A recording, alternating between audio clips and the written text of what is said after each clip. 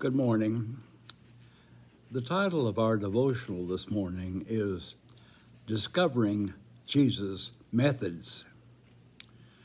Through the years, one of the most intriguing questions to me has been to discover the methods of Jesus. This has become exceedingly important and significant to me. Any area of Jesus' ministry is a revealing of how Jesus went about his mission. An important component of my search of Jesus' methods has been inextricably related to my own ministry and how I do ministry in all aspects of my work. For instance, every preacher has to decide not only what he or she will preach about, but how they will preach it.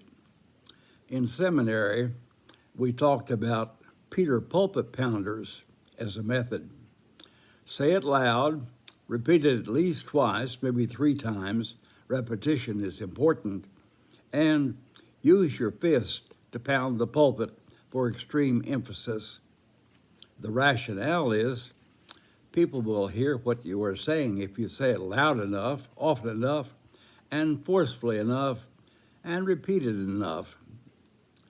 When I think about Jesus and his method, I have to ask myself how he used his voice, his manner, his tone, his level of speaking, and his face and his eyes. Did Jesus look down at the ground or up in the sky when he spoke? Or did he make as much eye contact as humanly possible with his listeners? In every situation that I can think of, I believe Jesus talked to his listeners and spoke in friendly, concerned, and caring tones. At the Last Supper, for example, my picture is of a Jesus who speaks very intentionally, his words looking at his 12 apostles and making the strongest eye contact. It is as if Jesus were saying, "Yes, I'm speaking right to you, each of you, and I care about you so much.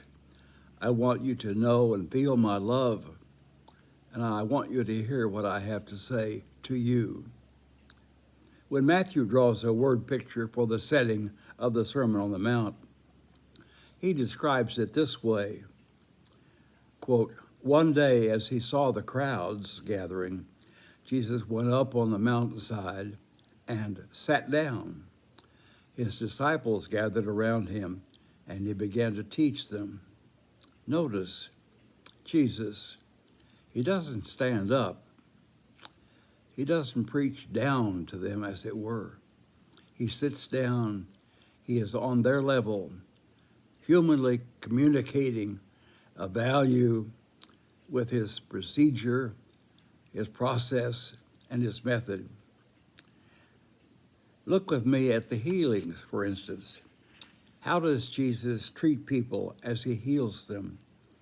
What message is Jesus communicating? I have the power to heal you, and I want you to know my Father, and I care about you. I want to empower your life through the healing of my Father and I. Jesus was not emphasizing his power to heal. He was telling the healed person that he is loved by God and is also loved by Jesus, and that he is worth healing. Jesus did not want the notoriety of a healer. He rejected fame and being pictured as a celebrity to heal the sick, the ill, the disabled, and the diseased. He really meant it. He was very straight and honest when he told them not to go out and tell everybody. He didn't want to know as a magician. I want to emphasize one other aspect, significant factor of Jesus' methods. How did he win his followers and disciples? Well, he invited them. He did not command them or coerce them. Jesus invited persons to follow him. to believe in God through him, by invitation only. His parables and his stories are methods through which a person is invited to a new awareness, a new truth, a new way. It's as if Jesus were saying, I'll open a door for you, but you will have to choose to walk through it. I'll not force you, but I certainly do invite you.